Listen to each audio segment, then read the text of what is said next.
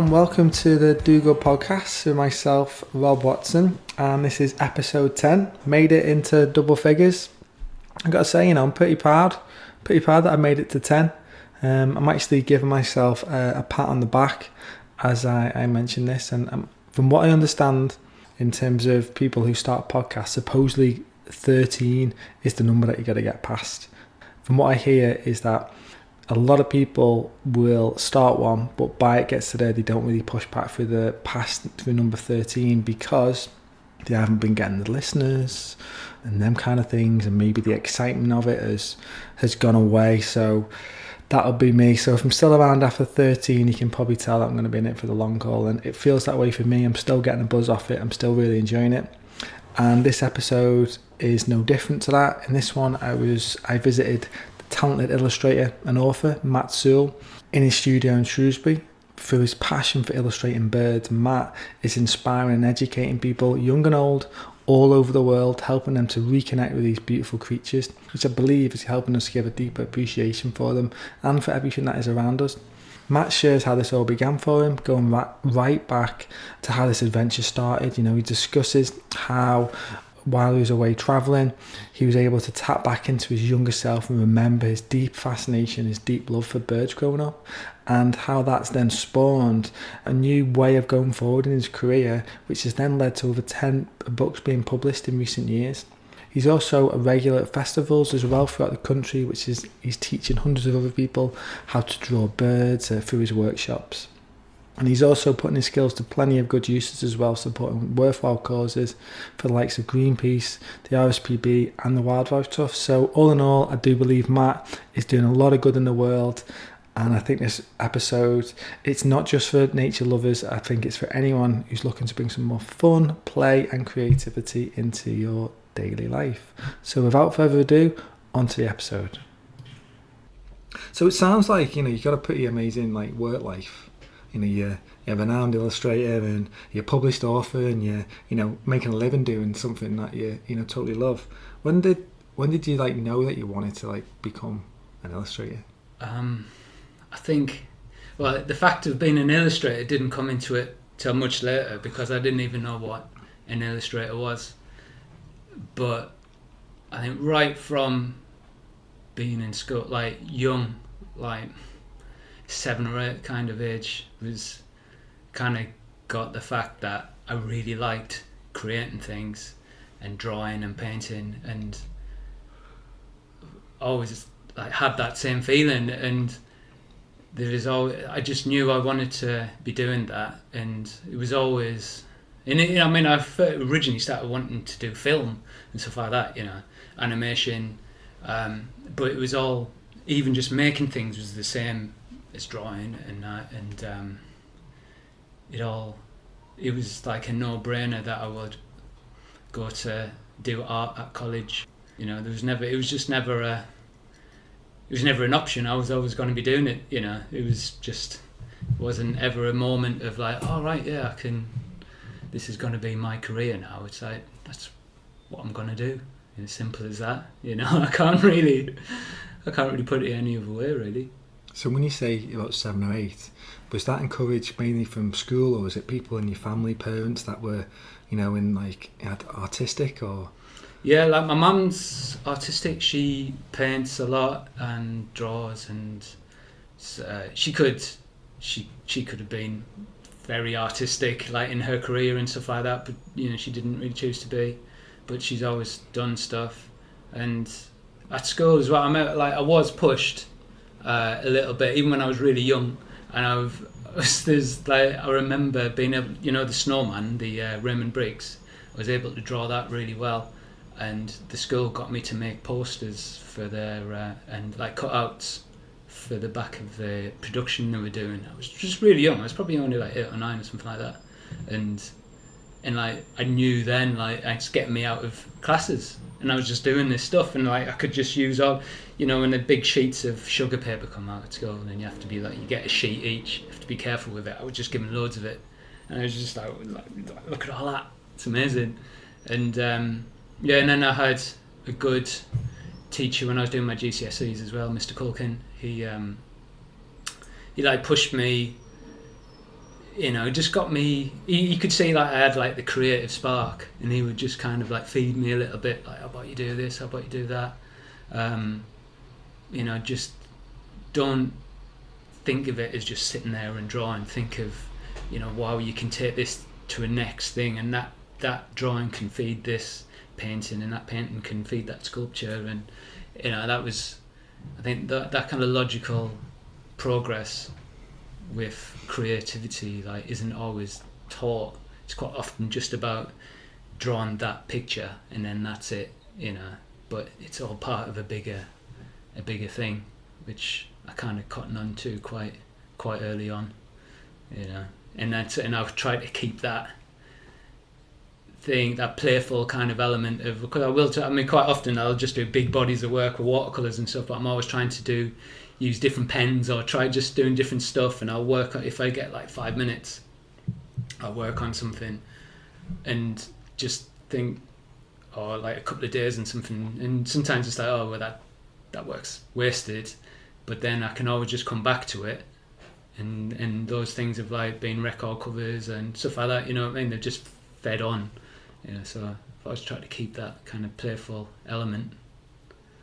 Great stuff. So it sounds like the scene was set early on then, 7 or 8, literally doing scenes yeah, and stuff like that, and that kind of looked like it maybe got you out of doing other things because you could really focus on that. Yeah. How was it maybe in other subjects and stuff in school? Were you interested in, were you engaged in them, or was it mainly this, you were just all in on art?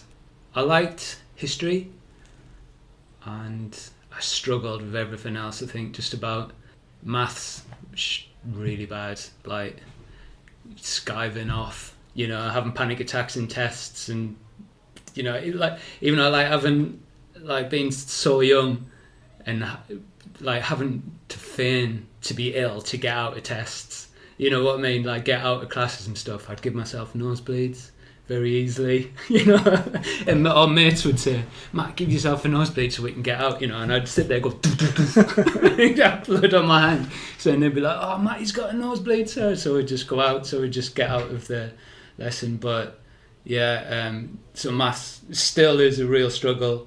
English I really struggled with, until a teacher came in, and I think we were in like doing my mocks. I think I'd just done my mocks and I'd got an E or an F, for English, and it was one of those things of like, oh, I'm terrible, it's like a write-off, but it was always kind of like, well, I've got the art, so I'll just do that. And then a new teacher came in and she looked through my work and she went, look, you can do this, you do everything back to front and your spelling's terrible. And it was like, if you can turn your sentences the other way around, it makes perfect sense. It was really strange. So she got me to stay behind, Mrs. Dixon, she was called, and so after school I stayed back, and I ended up getting a B in English Lit, and that was really cool, basically, because it was totally like, I've lost this, But yeah, and I got a C in language as well. So yeah, so that was kind of, it was just I didn't like school that much, but it was a laugh, it was it's not like I think the system's quite different these days, What do you think? Better? Worse? Oh, it's worse. Yeah. You got kids? Yeah. How old are they? 8.5 and like 5.5. Alright, so both in school. Yeah, and yeah, I mean, I just remember being able to do more art, and they just don't take.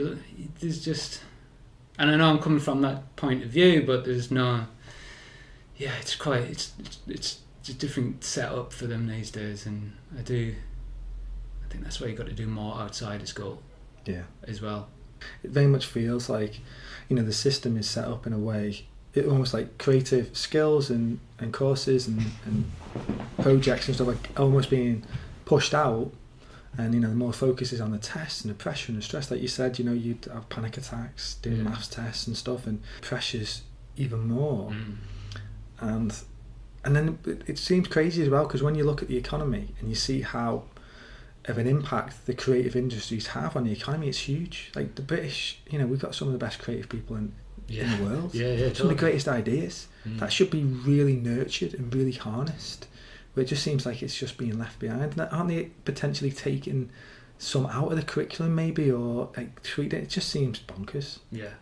No, yeah, it's insane, and that's happening from such an early age as well. Like kids should be playing. Even at 8-year-old, they still should be having like that playful aspect coming into things. Especially for imagination and creativity. But it's all about maths and spelling. And sometimes projects that have got nothing to do with anything. You're like, why is a 6-7-year-old learning about war? World War II. It's like, why? I don't want that. It's ridiculous. Like, about all the things they could learn about at such an early age, it's about murder. So, yeah. And I was thinking in the previous podcast, I just touched on a bit of stuff like that. Wouldn't it be better if we were really teaching some of the kids like life skills? Like, how much did you actually learn through school that when you left school or now is relevant and actually helps you out in the world? How does it help you want to start a business? Or, okay, you can do business studies, but generally a lot of it is memorize this and then repeat it in a test. And then once you've done your test, you can it sort of just like fades from your memory. Yeah. It feels like more like project based should be better. People should be working in teams, because very rarely when we go out in the outside world do we actually just work on our own.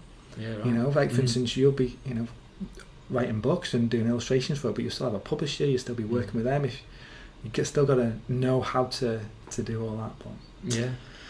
Anyway, we could talk about school system. Could do a long time. But I really, it's really nice to get a bit more of a background for you, because it's nice that your mum was very much like a painter, a drawer, stuff like that, and it's really important. Like I know for myself, I had my mum and dad weren't necessarily. My dad was good at technical drawing, but my granddad was an amazing painter. Oh wow! And sketcher. And I go around there, and he actually taught me how to draw.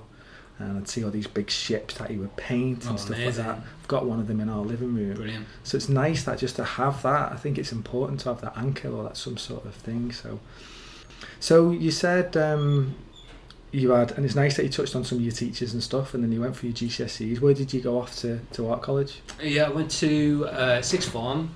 Went to a place called Concert outside of Newcastle, and I did a BTEC in art and design, I think it was called. So it was a bit more of a tech kind of college, and it was a bit of a move. It was a proper bit of a ballsy move in a way, because all my mates, they were going to sixth form in Durham, which was it's like 20 minutes on the bus from where we live. But Concert, like by bus, was at least an hour and a half. I think I'd have to get a bus into Durham and then a bus over to Concert, or like it was half an hour in the car as the crow flies right over the moors, and I couldn't drive. I did for I passed my test towards the end, so I was driving over, but it was a bit of a full-on move to go away. But and I hated it at first, and like I was gonna quit, because I was having to get up really early. And I was used to getting up because I had a paper round before that, and so I was kind of used to just getting up and do stuff, but it was just full on. I kind of got into it. I really liked it was just art the whole way through, doing different kinds of things like sewing, pottery, fine art, graphic design, desert photography, just doing everything, and I loved it, and I made a new bunch of mates, and I'd quite often stop through there, and I think it really paid off, because it just made me a lot more confident in being around and getting to know people, and or kind of recognising someone and thinking, we've got things in common, rather than just living in the same town, like that's when music became really, really important, and and then on from there to university, another kind of more of a tech kind of place, but that was Ipswich. So I got in this it was like a modular degree course, and really why I took it for was because it had animation, and I really wanted to do animation. But that wasn't until the second year, and it was full on party mode basically for the first 2 years of it, I think. And and by the time I got to animation, I wasn't really into it. It wasn't my bag. But that's how I kind of discovered illustration, really. And then it's from there it kind of all started going, really. And then you would have finished university. Have you always worked for yourself, always been a freelancer, or have you actually gone in and worked in companies? As a creative? Yeah. No, just me. Yeah. Always. I've looked for jobs, but I mean, I know I've heard people have worked as illustrators for companies and that, but I've had loads of jobs, just regular jobs earning money, just to survive, but it's always been very much attitude of just blagging it, going for it, just doing a bit of anything, and also jumping in at the deep end and quitting jobs and just going for it, and just trying to just see what happens, just try and meet people and get work and say, I can do that, and when you can't, but learn on the job, kind of thing. Especially when I started out, just kind of doing a bit of all kinds of stuff, really. Yeah, that must be really empowering to feel like you've been working for yourself for so long and it's worked, and you can, no matter what, I'll find a job, I'll find some commissions or start to do my own stuff. It's liberating in many ways. Yeah, definitely. I mean, definitely. I mean, there's a lot of times of being utterly skint, and be found a way. Yeah, exactly. You get through, and I couldn't really go back to getting a full-time job. Really, it doesn't seem like you need to at the moment. No, definitely not. No. So one thing I'll be sure to do when I share the podcast is include some of your work and your images. And one thing's for sure is that nature has a massive play and a role, particularly your love of birds, that really just shines right the way through. What first inspired you to be, painting and drawing birds? Well, they've always been there through my art. I grew up in, even though it is a ex-mining town, it's still surrounded by nature. I just remember, when I look back, I've had to be, thinking about my childhood. I just visually, I remember hills and the blue fields on fire, because they would just burn off the crops. It would always be a field on fire somewhere. Cars coming down with snow on the roofs, even though you didn't see any snow, but because you're right at the foothills of the dales, that you'd suddenly be there's a car covered in snow. Just things like that, and because where I grew up, there's always lots of birds. We used to feed them. I just had that kind of interest. Got a bit nerdy about it when I was little, wanting to be tested on the bird book. It was my thing. I was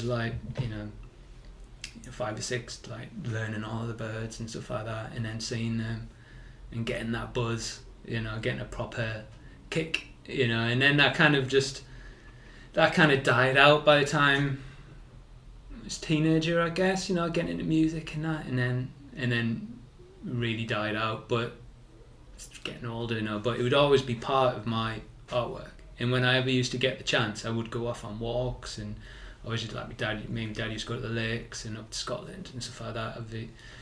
And so that's always been a big part of my life. But I think the birds really kicked off when my wife Jess is a nurse, and we got together, and I was really sick of what I was doing. When I was living in Brighton, I was doing loads of commercial work that was just not ticking any boxes for me. How far back's that? This would be probably 2005-6, and I was really sick of it. And even my own personal work I was doing, I was really trying to try to make it more psychedelic or just cooler or whatever, and it just wasn't happening. Everything I was doing was just flat, and it just didn't like not digging it at all. And Jess was kind of like, right, well, let's go to Australia and see what happens. You know, we could start a new career. We could live there. We could do, you know, we just travel. Let's just see what happens. So we just kind of jacked it all in.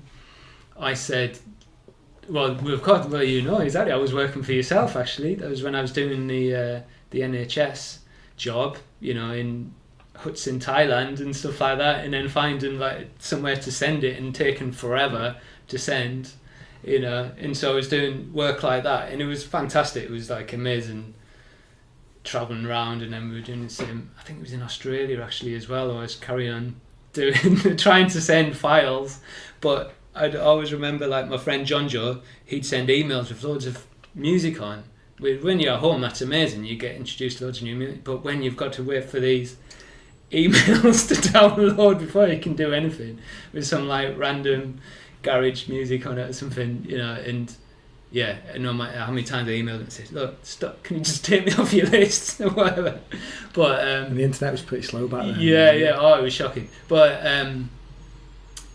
when we were in Australia, I was just doing loads of bird spotting. There was birds everywhere. It was amazing. Just, you didn't need to try, you know. And it would be the same as, you know, the everyday birds. You've got amazing everyday birds here in Europe, but Australia, it was the new, you know, because I knew all the British birds, you know, but I hadn't seen them all, but, you know, you get used to it. But I still, anyway, and my mate Tomo got me like this really good Australian bird book, and I was like, keep them going through that, and I was like ticking them off, and, you know, it was like I can't even really remember reading that many other books. I was just got obsessed again like I was when I was a kid. And I started like thinking, you know, all right, okay, maybe I should start using them more in my artwork, you know. It is more of a focal kind of sense. And at the time as well, Jess was really into yoga massively, especially then, and in the meditation side of things as well. And we did I remember picking up a magazine, and I was like, recognise this guy's face, and I said to Jess, oh, you know this guy, don't you? Who is it? And it was Yogananda, you know, Paramahansa Yogananda, and there was his school of yoga, which Kriya Yoga, were doing courses, initiation and courses in Melbourne. And so we lived in Melbourne for 6 months, and this was right at the beginning. And she was like, oh, brilliant, oh, do you fancy doing it? And I was, yeah, whatever. And basically it was this Swami, he was a scientist, but, you know, proper Indian, I don't want to say monk, but you know, and he just like kind of ochre short, you know, kind of in his you know, and just sat there and he talked, and it was so out there, it was amazing. And that was for like 2 days, and then we got initiated and learned this yoga, Kriya Yoga. It's very it's all about breath and moving the breath around and chakras and all this kind of stuff, and it was amazing. And I got really into it, and at the same time I was painting loads of graffiti with it was my friend Tom, who had met over here and then ended up just very luckily living really close by. So he introduced me to his mates, and we just go out doing tons of graffiti all the time, and then I'd be doing tons of this meditation, and I was just like flying from it. It was really, really good, and a lot of the stuff that the Swami said was, you know, you have to live your life, like you surround yourself with what is good, and if you are what you eat, you know, in a sense, you know, if you're just being like this, if surrounding yourself in negativity, or like even like really harsh dark music and stuff, it's like if that's what you're consuming, that's what you're going to give out, and that's what you're going to get back as well. And it was like, right, okay, so I had to all this old work I'd been doing, that, you know, no way, and like what is like the most positive thing, and that at the time was like, it's birds, you know, because I could just go right back to the beginning of like being a kid and just buzzing off birds, and I still have that same feeling. And it was like magnified in Australia because there was this discovery about it, you know, and it was like, right, when I get back, I'm gonna focus on birds. And yeah, and I had to, because that was like, they got back after the credit crunch, and I had hardly any clients. All of the magazines that I'd been working for, they'd all folded, you know, and it was kind of start again. And it was a really good time to start again, basically, because I was, in general, because we've been away for like maybe 14, 15 months, I think, you know, and that was, it doesn't sound that long, but it was different. I totally changed. Everyone, you know, it was really weird getting back. It took me ages to get my feet back on the ground. Being in the UK, just being me again, you know, it was really weird. But it was like the perfect time to start again, really, and snowballed, totally snowballed. That's amazing hearing that. I just love that journey that you've gone on, and what's interesting that really stands out for me, that is like, you know, that thing at your childhood you talk about when you're 4 or 5 and you're excited about birds and you're learning and memorising, like you got so excited about that, and little did you know how much that was planting seeds for you way ahead, you know. And then also you being in Australia and working with, you know, with the Yogananda techniques and doing the breath work, and then you're then able to, whatever you're consuming through that meditation and breathing, you've then got a way to express that through your graffiti and your murals. Like it was like they're both completely interlinked. It's like I'd imagine, you know, your artwork, you doing them breath work and meditation only enhances all your artwork, and then your artwork enhances your meditation. It's very yeah. No, it's really turned into a very important side of my life, really, isn't it? I really wish I had the time again and to be able to do. I mean, I stopped doing Kriya because it was quite a complicated thing, and it was never really written down, and you're supposed to be in a class to do it with other people. That's when it's stronger. And but I would do it at home twice a day, and it's like, and the thing is, it's kind of like, it's about an hour each time, you know. Don't have time. And but felt so amazing. But yeah, it's gone on to learning other techniques and stuff, what is more suitable now for like an everyday practice while you're busy and you got kids, and you know, and the dog as well.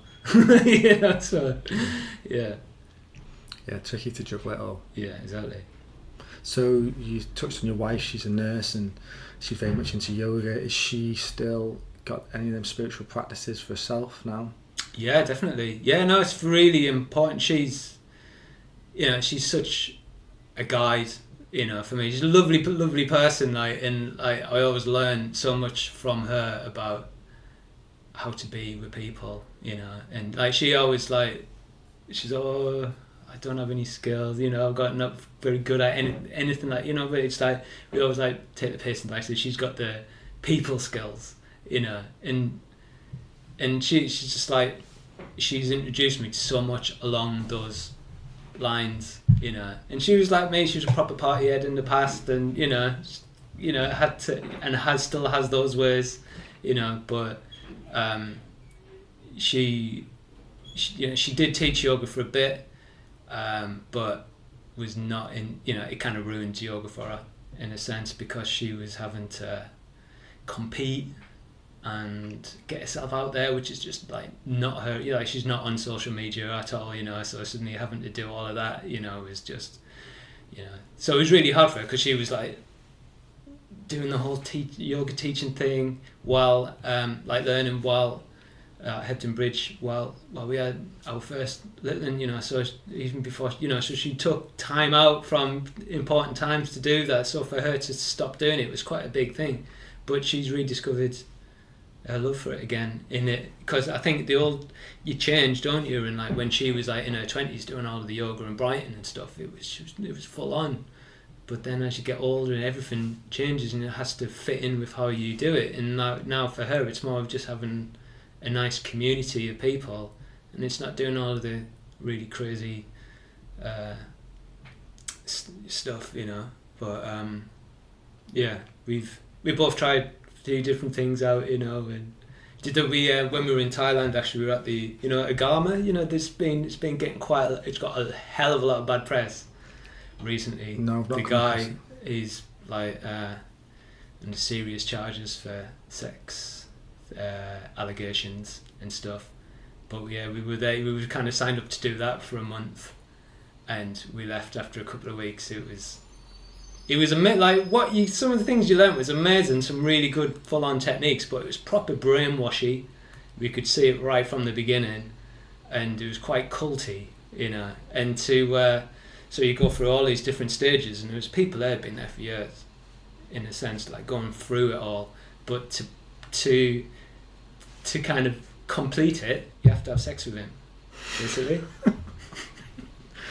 You know what I mean? It was in the rough guide. It was in the rough guide. But Lonely Planet, I mean. It was in the Lonely Planet. Dodgy as that. But they've just reopened, apparently. I don't know what, but I think he's on the run or something. I don't know. But it's been all over The Guardian and stuff like that. But yeah, we kind of... So there's a few alarm bells going off early on. Yeah, exactly. So we did one out there. But it was a strange one, that one. But yeah. Yeah. You got in your head, you had some brainwashing techniques. It was all this, you're doing this thing with your head like that, twitching it from side to side to start off with. I was like, what is this? Never seen this in anything else before. And it'd be quite interesting to know if that is like a actual brainwashing technique.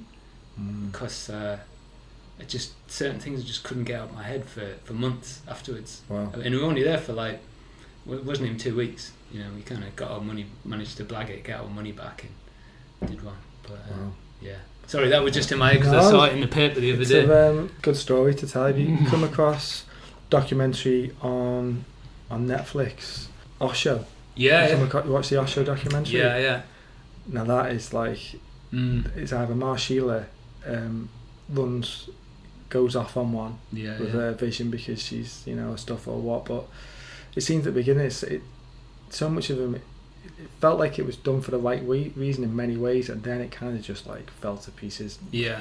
You know, armed, almost like an army they were at one point. With God, yeah. I mean, I didn't know anything. I mean, I knew about Osho. Yeah. You know, and it's more, you know, and I think it was a shame they didn't really have that much about his teachings or why people were so engrossed with him and just dedicated their lives to him. You know, and I can see why. It's Netflix. You know, and it was a hell of a story to tell, but you want to know how much, if that was Sheila, you know, a hell of a lot of it by the look of it. But there's, like, you know, he wasn't a cult leader. He knows what to do. You know, he's been in the presence of God or whatever. You know, and it's a shame that wasn't really. There's a lot of, you know, he's got a lot of wisdom. We've got a few of his books, got a few of the card decks and stuff like that we use, and the wisdom and the knowledge that comes through. There's no doubt it's empowering and it's deep, and it can really help your life. Yeah. But like you say, it was Netflix, so they're gonna put a slant on it. But it definitely it took a turn anyway. Yeah. It definitely took a turn. So we've taken a bit of a turn. So I'll try and bring this one back. So we started talking about birds and you love the birds. So, you know, you're a published author now and you've got how many books out there now? I think it's about 11, I think. Wow. I think so. 11 or 12. How did the first one come about? Well, that was... really, it started off as... a blog post on Caught by the River. So I've been doing some work for Caught by the River, who's run by the Heavenly Record guys. So like Jeff Barrett and Robin and Andrew, and it was kind of this was like good. I don't know how long they've been going now. I don't know, 10 years or something like that. You know, it's the early stages of those kind of blog kind of websites, and there's mainly about music and nature, but mainly about fishing. And I'd been doing a logo for them, and I was really into what they were doing. And I was chatting with Jeff about saying, I'd like to, you know, I want to contribute to the blog, but I don't know how? And he's like, well, what are you into? And I was like, I really like birds. That's like been my thing since I was a kid. And he was just, all right, just painted your favourite bird. We call it Matt's Bird of the Week. And I was just like, brilliant. So I painted the blue tit, and just was at my desk and I had some watercolours there. I thought, I'll just use that. I had no idea. So I just painted them with watercolours, and then was like, doesn't read like nice painting, but it didn't really sum up this thing for me about blue tits, because they were there from they really sparked my inquisitive in making the pictures, the birds that I would paint, my illustrations or whatever, the markings had to be right, because for ages just like I just draw like a shape of a bird, and you quite often see it's just a bird, rather than having the markings in the right place. And I remember coming back from a job in Brighton and seeing a blue tit up close, and had like a proper like shining moment of like, just look at it, like why it's got this blue bit at the top. It looks like it's wearing these glasses, and I didn't realise it was so yellow as well. This kind of had a real, and everybody sees blue tits every day, and and that was the thing. And I went back and I painted one, and this must have been in like 2000 or something like that. And so it's always been, the blue tit's always been there as like this. I use it as a bit of a logo and stuff like that. And and so I wrote a couple of sentences about it, just quite a charming little, sweet little sentence, and then for the next one, I think I did a goldfinch, and then wrote a bit more, and then next one wrote a bit longer, and it was like, this could be a book. And at the same time, Jeff thought so as well, and they were doing books with HarperCollins at the time, where they'd have lots of people writing on nature or rivers, like Jarvis Cocker and Bill Drummond and people like that, so properly good, and they were putting me out there, and started working with my agent Simon, and he got me in with Ebury. Well, actually, it was with HarperCollins for a while. They sat on it for a year, and then offered me a contract, and then said they weren't going to do it, which is really weird. And then so I thought, that's. At that point I thought, well, that's it, nothing's going to happen again. But that's when Jeff introduced me to Simon, and then been working with him since. 11 books later. Yeah, exactly. And that's amazing. And so it's been, the books have been with two different publishers, so it's more like the original ones, the Our Garden Birds and Songbirds, and the small books. And I mean, like the first one I did, that didn't know how it was going to go at all, and I was honestly thought it was going to get pulped. I saw it as a bit of just a bit of an art project in a way. Do you know what I mean? Just like, it's my chance to paint all of these birds, brilliant, and write about them. And it was, in that first book, the writing in it goes right back to when I was a kid. This time of like buzzing off birds and seeing them for the first time and thinking, it looks like this. So it has that feel about it. And I just went back to then and wrote all of this stuff, like seeing a jackdaw walking down the road, like he's carrying a pair of radiators under each wing, and it's all this stuff from being little, like growing up on the farm, you know what I mean, just and and it seemed, and it worked, I love that. It chimed with people, and luckily a few years after that got the next book deal, and then after that it was kind of like one a year, up to sometimes 2 a year or whatever, and that was a bit too much. But yeah, that's amazing. I think what's like I take from that as well is like the first one you do, and you're like, you didn't really set yourself any big expectations. You're like, it's going to get pulped, but at least I'm going to get to express myself and have fun and be that 5-year-old self again, and bring all that through, rather than sometimes people will do stuff and go, this is going to be a bestseller and I'm going to go all over the world with it, and we know what our mind can be like at times, but that's great that you had that focus on it, to let that lie and just be like, I'm gonna bring that personality through it. I'm interested to know, do you do any other commissions now? Are you mainly just focused on doing your own stuff, like doing the books and doing other products, or do you actually still work on commissions? Yeah, it's gone quiet basically, because I think it's what happens. I think you kind of attract work as well, in a sense, and because I've been so focused on the books, it's kind of took over like massively, and people do get in touch for paintings and bits and pieces like that. I haven't worked with a brand or anything like that for a while. But I think it's just a quiet time for that in general. I think a lot of people are saying, but I'm carrying on, just trying to do my own things again, and I license my images as well, which has been, moderately successful. Really, it's quite a nice little earner in a way. So all of the artwork from my books are licensed to different people. So calendars, homewares, cards, wooden postcards. They seem to be everywhere at the minute. Bits and pieces like that. So just kind of, it's one of those things. Every quarter, get a check kind of thing. Happy days. And, yeah.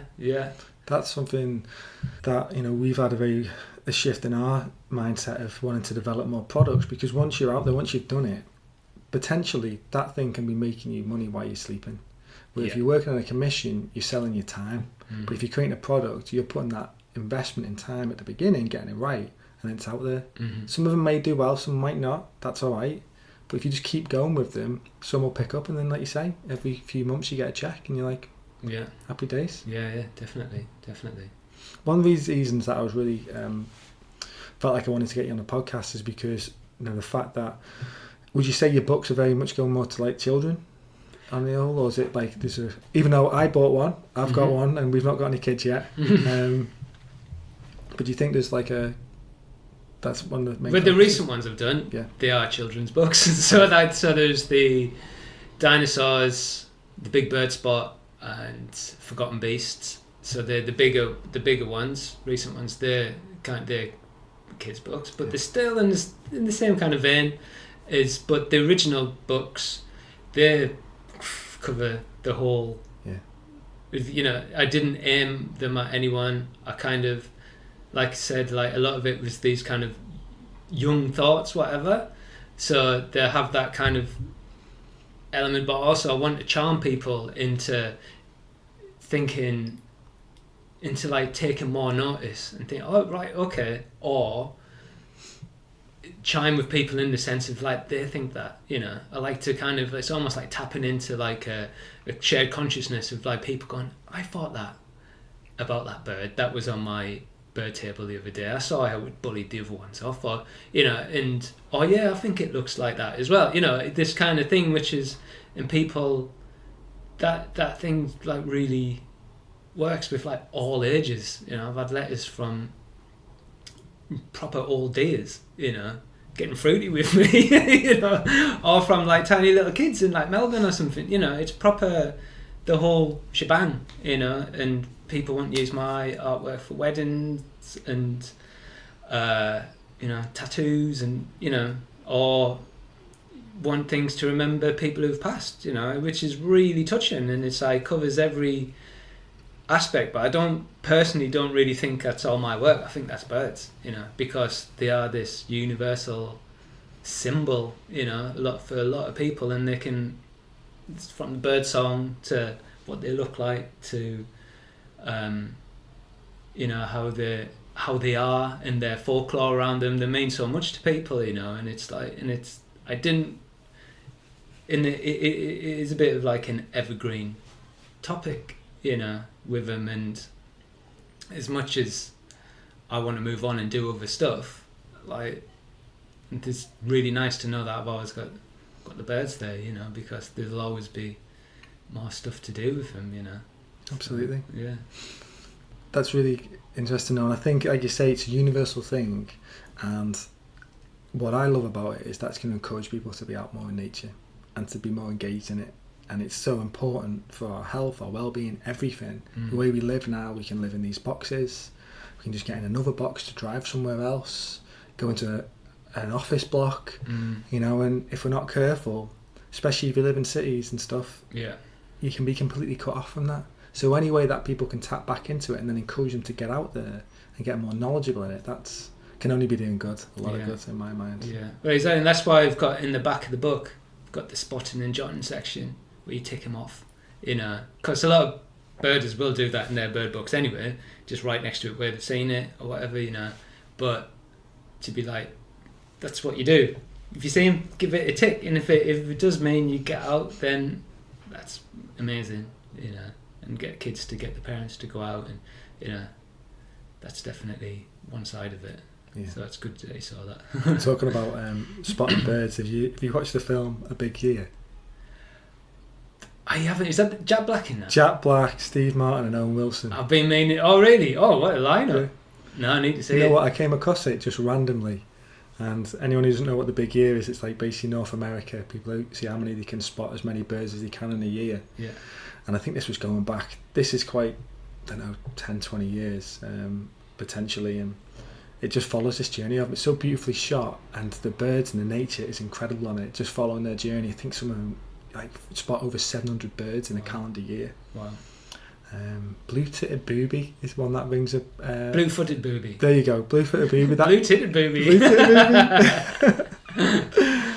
A good job I've got an expert with birds who can correct me. But I think that was a very rare one that they got out. But so check it out. It's definitely worth watching. So you talk about spotting and jotting, and I noticed that there's a spotting and jotting club, is there? That's been it's a bit of a regular at certain festivals like Glastonbury and Green Man. Yeah, that's kind of like the more of the group with it, in the sense that that was another thing kind of came through Caught by the River, really. They were, I think it was probably even before I had the books out, but they were running areas in festivals, so they would have their own big tent, and because of Heavenly, they've got all links to everyone in the music business, never mind their own bands and upcoming bands, and then so that would be in the evening, and then during the day there would be all the writers and other people like poets and documentary filmmakers and stuff who contribute to the site. They'll go and do their talk, and my thing was I don't know how I'm going to do this, but I'll draw birds for people, teach people how to draw birds. So I'll really simply show you how to draw a blue tit or whatever, and then while people draw, I chat about the birds a bit, and that's been a really good thing, from being quite strange to doing it to like hundreds and hundreds of people, from like a little room full of people to hundreds in like Green Man and stuff like that, and it can be proper panic inducing, but I'm buzzing at the end of it, because it is a strange thing to be going from just being in this room, to then suddenly, and I could be just like here by myself all day, and then get in the car and go and do something, especially when there's a book out, and going, and then suddenly be having 30 people staring back at me like, entertain us, what I mean? It's kind of quite strange, and it's not something I have to get myself geared up for it, and it's good. Like in the summer, there's more of those things happen, so that's good. I can kind of get into a flow with it. But it's people are always like really chuffed, especially older people, who don't draw, and they'll come up to me, look at my wren. And you're like, it's a perfect little wren. I didn't know I could draw a wren, but it's really, it's a really nice thing to do, And what that seems to me is that you're helping there, like older people, drawing wrens and stuff, they're tapping into their own inner child, something that has potentially been forgotten for decades and decades, but it's still there, and it can still be nurtured, and it can still be all that element of play, and it feels to me like you're very much riding the wave of something that's very much needed at the moment around creativity, tapping into nature, being more surrounded by that thing. So it must feel good for you, knowing that that's what your career is and that's what you're doing. Who knows how you would have thought it would have panned out. I'd imagine you seem to me like you've got more of you go with your gut and what feels right, and I'm going to do this, and I'll just see where it goes, rather than charting this very clear path for myself. It seems like it's going to be more like, I'll go that way for a little bit, and and then that's your process, that's your journey. So. Yeah, no, but it's exactly, it's so difficult to especially in this kind of freelance way, to have a plan. I think. I mean, I've never had one, so who knows? But yeah, it's more fun that way. Draw your own map, isn't it? Yeah, that's it, definitely. And just see where things go. Because I found for me, it's like, if you have too much of a plan, too clear on stuff, you can end up totally restricting your potential. Because you only be able to see so far ahead, when actually it could be so much more amazing for you. So yeah, it's interesting. It's good chatting with you and hearing all this stuff. So I noticed that you've done some activism, really, some work in that, with the Greenpeace, painting murals for the Wings of Paradise campaign. Yeah. Tell us a little bit about that. How did that come about? That was another thing is through the birds, basically, and was contacted because I knew the girl who was working on the project. But she knows my work has probably been 100% about birds for so long, and it's a fantastic project, and I was used in quite a big way for it. It was all highlighting the habitat loss in Papua New Guinea and surrounding areas for palm oil. So they just just slash and burn all these amazing old rainforests full of incredible wildlife, never mind the birds, but that's what we're focusing on. And the birds of paradise, and I got to paint lots of birds of paradise that had been then printed up and then posted around the world, and they were used as in like kind of street art campaigns. And also there was a whole mural campaign, lots of different artists around the world all painting birds of paradise, huge walls and things like that. And yeah, it's really great thing to get involved in, and especially to share that love again with birds. And it's so, I've always tried to have that in my work, try to highlight to people we need to kind of cherish birds, because they might not be here, and especially how how things are going. In our lifetime we could lose a lot of birds from Britain, and that is such a thing. These amazing birds, the birds, they're not called birds of paradise for nothing. They're incredible, and some of the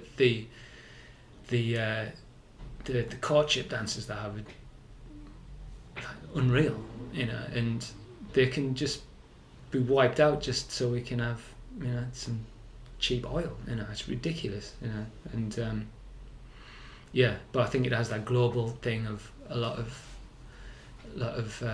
species. So yeah, it was nice to be able to contribute to that. One thing that really sticks with me and stuff is we're fortunate now in the creative industries, and I can't think of anything better than to actually be using my skills to actually be actively involved in the causes that I believe in, that can either help the environment, help the planet, help the animals, whatever that may be. I think the more of us that can step up and do some more stuff like that, and think about the whole, not necessarily just our lives and what affects us, then it seems like that was going to plant a lot of good seeds for the future. And it's worrying, as you say, in our lifetime, next 30, 40, 50 years, we could lose a lot. I'm very passionate as well about I'm doing a project which is looking at going to be supporting dolphins, orangutans and stuff like that around the world, and hearing about it in Indonesia, obviously it'll be happening then birds of paradise, but the same with the orangutans. They're just getting wiped out. So many are becoming orphans, and I think it's in the last 40 years, something like we've wiped out 50 or 60% of the world's population of animals. You think, what does that say? Does that mean in the next 20, 30, 40 years? So there'll probably be 20 billion humans, but there'll be hardly any animals left, and then we'll just fall off a cliff and probably collapse as the human race will potentially be wiped out. So it feels like, to me, I'm so passionate about finding things we can do right now. Okay, we need to change course. We have got to go in a different direction. And I'm not saying I'm doing this is what the reason behind doing the podcast, but the people I like to talk about, I want to be able to get some people's messages out. I want to be inspiring people through their stories, so other people can step up and go, I'm going to get involved as well. I'm going to use whatever skills I've got. And some people might say, well, it's okay for you, Matt, because you're an illustrator, so you can do that. But it doesn't really matter what you are, where you work.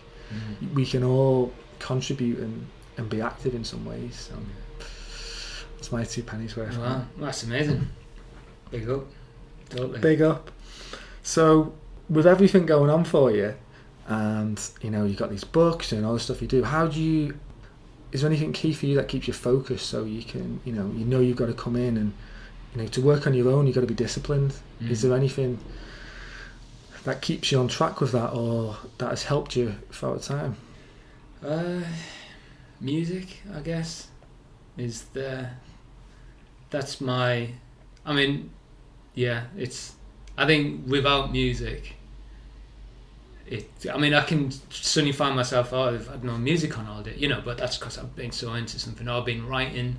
I find writing really difficult, and I have to be almost like in a cocoon, with my family at least like 5 miles away. You know what I mean? But apart from that, it's usually solid music all day. I love finding new things, going off down wormholes, on YouTube or whatever. You listen to NTS a lot. Do you know NTS? That's really like online radio, which you might hear a bit of Fleetwood Mac or something like that from time to time, but everything else is just usually totally new, or old that you've never heard. It's that for me is a similar thing to nature, spotting birds in a sense, hearing something that's really like affects you, and that's something else I don't ever want to lose. Like, I've never been one just to constantly listen to the same bands or whatever like that. I'm never bored by music because I'll always be finding out new things, but I've got a good advantage. I can just sit there with whatever on all day, but also I try to exercise, if I'm not like at least running on my bike or something, or getting the dog out for a walk. I know I'll start going a bit mental. It's all balance, I think, and in that I include that with everything, and it has been really difficult the last few years, and I'm including like friendships in that balance. I'm really making an effort now with my mates to call them up and stuff like that, because that's been out of the, just don't really see that many people anymore. I speak to my good old mates and stuff like that, and also what happened recently after I finished this massive project, the last book, and then I had Christmas off, and then it was like I need to get everything sorted.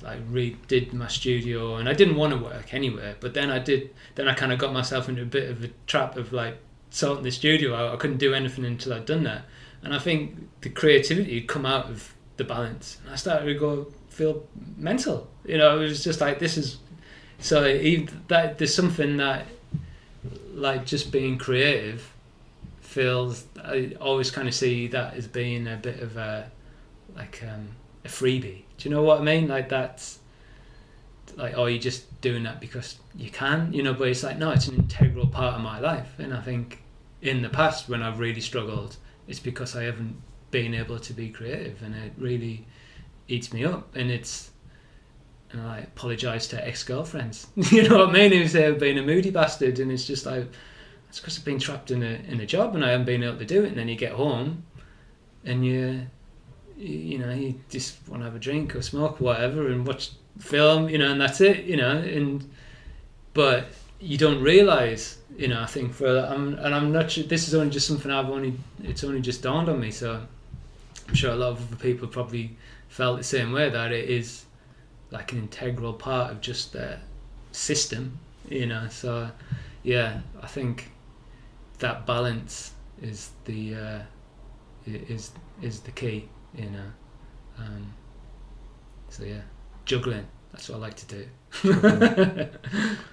I can totally relate with that as well. It's like we very much, I think everyone needs it. They need an outlet, a creative outlet of whatever, whether that's writing poetry or singing. Could just be singing in the car as you drive, some way of just releasing something, because things can be so scripted for us, and it's like, yeah, we need that release. So how do you have a set way of, in terms of working, like, okay, I'm going to get in for this time and I'm going to stay on it until this time, or do you go with the flow? Yeah, I have to, like, just work shifts, so it's quite often we have to do this kind of relay system with the kids, dropping out, like, it's outside of town now, it's a bit, got the dog to walk and stuff, and but it all seems to work out, so I quite like it. It's different. I can have a longer day, or if I've got a lot and I'll come in early. If I'm writing, like I said, I like to be in early, at least like 7, and then I'll write till about 9, and then it just starts getting too busy, and it's like the radio's being turned on and I can't ignore it, But with painting, I can just sit down and do it. It just flows. Yeah, just anytime. Yeah, just about. Yeah, there's some days where it's like, swimming in treacle, I can't. It's impossible. But that's when you have to recognise that and go, sorry, I'm just gonna, go for a wander, take the dog out, go up into the hills, go on the bike, go for a swim, just go looking for old records. It's just that, I think that's been a theme. Was what was good to recognise, that when it's not going to happen, and it normally comes with a hangover, and you're just like, well, that's how it is, but yeah. And yeah, I think that's key, and I think it's refreshing as well for people who be listening to this, who some of them may just be starting out or whatever in the career, to realise, someone, you've been doing it 20 years maybe, and you'll still have them days where it's not working, and I think that's refreshing to hear that, because we can all feel like that, like you say, hangover or whatever, or you just wake up and you're not feeling in that space. But one thing I do like, I think that's interesting, is because even though naturally the art will come, flow through you, where with the writing that you talk about going way back, when thankfully that teacher seems like she played a really crucial role in you, helping you to flip the way you'd write sentences in. So, and that's really helpful with your writing now, but to give you something to do something now which is more challenging for you, I think it's important that we've always got push our comfort zones and to push outside the box a little bit and to do them things. Yeah, no, totally. And I'm taking on new stuff that I know I have to push myself, because I've been very comfortable with what's been happening, not comfortable in the workload or the subject matter, because I'm having to do with dinosaurs and stuff. It's all new areas and stuff, but it's sitting there painting watercolors and then writing, but I need to be, hasn't been as, because of that, I haven't really, my other side of stuff, of artwork, other styles hasn't, has totally fallen to the wayside, so I'm going to really push that now. And also more with do my own music and stuff, need to, push the other sides, because it's definitely, you got to be wary, I think, of suddenly being like, this is what I'm known for, and and sometimes you do, like, I've done like a Google search or whatever, looking for something, and all that comes up is like my book covers or something, and just like, well, I don't really want to be remembered just for that, and or just being the Birdman, because it's about my artwork in the end of the day, so I'm definitely trying to expand my horizons a bit. So do you think there's an element of, when you were talking before you went travelling and you were getting frustrated with your commissions and stuff, you think, not necessarily to that frustration, because you obviously love the books and the birds, but do you think there's an element of wanting to kind of, reinvent yourself in some way and shoot off in there? Okay, I've got all them books, that's great, I can continue to do books for the next 30 years if I want, and maybe you still will, but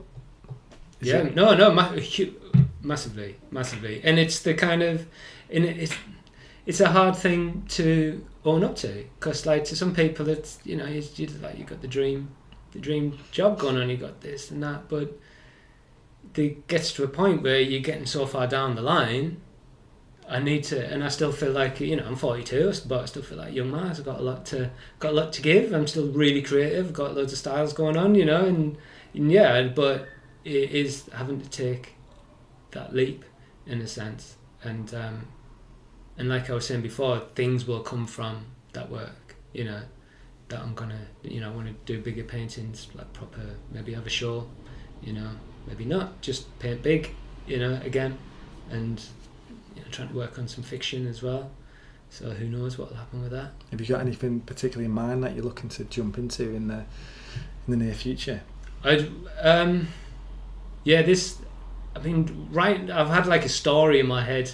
I've had loads of little ideas for kids' stories kind of thing, and then but I've got this kind of overarching kind of story, and I've last 2 weeks I've been trying to pin that down into like an actual, not a story, but just get it worked out how, and it could be, I say it could be like an animated series in a sense, or it could be or it could be a novel, but we'll see. It's the hardest thing is just trying to get it all written down in a sense of like, how is this going to work? And it's been really nice because I've like made a playlist of like the different characters, different feels, different situations and stuff, and I'm finding that really really nice, really a real nice thing to do.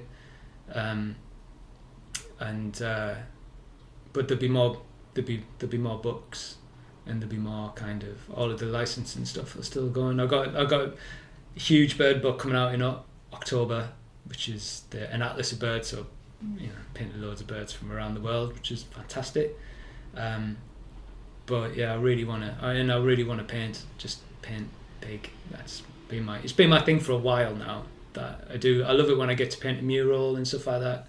It feels very different to just being sat at a desk, just having this big wall to look at, and I want to kind of get that onto a canvas, so yeah. Sounds exciting. Yeah, no, it's good. Sounds really good. Exciting. And just hope I can keep afloat and keep the family in muesli or whatever,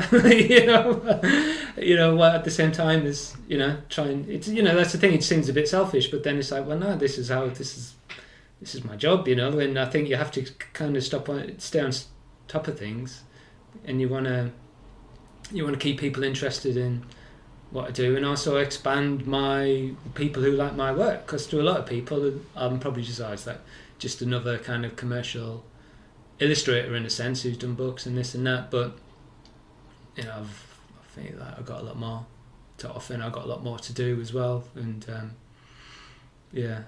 it feels like a good time to start. Still feels like the new year to me, because I haven't really started anything since Christmas. I got got the book handed in before Christmas, and so I haven't really done anything since then. So it still feels like this is the time to get going. Yeah. Something's bubbling away. Yeah, exactly.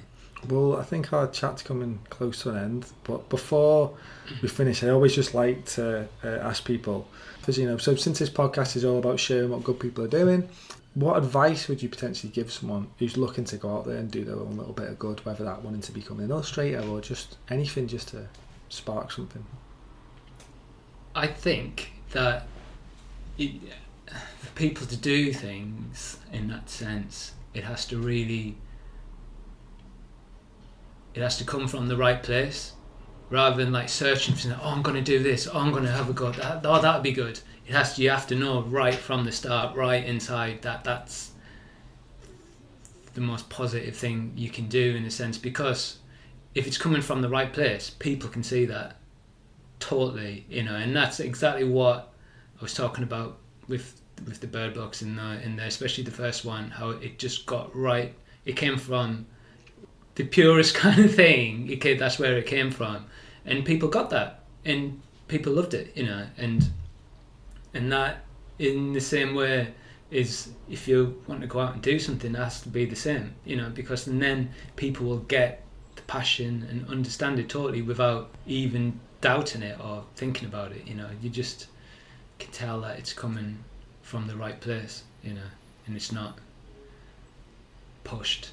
So yeah, it's about being true to yourself more than anything, I think. I love that. That seems a great way to pretty much bring it to a close. But before we do, what's the best way for people to check out your work, find out about your books, what you're doing? Yeah, I don't want to say any websites or anything like that, because I think everyone should go to a bookshop and have a look for themselves, really. Yeah, I mean, I'm on Instagram, I've got my website, you know, and I think, but yeah, have a look on my website, mattsewell.co.uk. You know, I need to update it. I think that's everybody's websites these days, isn't it? That's the tagline when it comes to your website, you need to update it. Yeah, but I've always, Literary Film, I was at Literary Certain here on festival, I'll be at again hopefully this year and stuff like that. So if you want to come and draw some birds, come and have a go. But yeah. As well. So anyway, Matt, I really appreciate our chat today. Thanks very much. Really enjoyed it. Nice one, mate. Cheers. So there we have it, guys. Another episode wrapped up. I hope you enjoyed this one. Like always, all the show notes and links that I've talked about are all below. So feel free, go check him out and check out Matt's work. See the rest of his portfolio and all the things he does. He's quite a talent. And if anything, I just want people to take from this episode is just to get out more, go more out in our gardens, see what's around us. You know, we don't necessarily have to go far and wide to appreciate nature. It's right on our doorsteps, and we only have to open our windows or step outside just to get that fix that we need to tap back in and to listen to the birds. That's my little tip from this episode. So anyway, until next time, have a good one.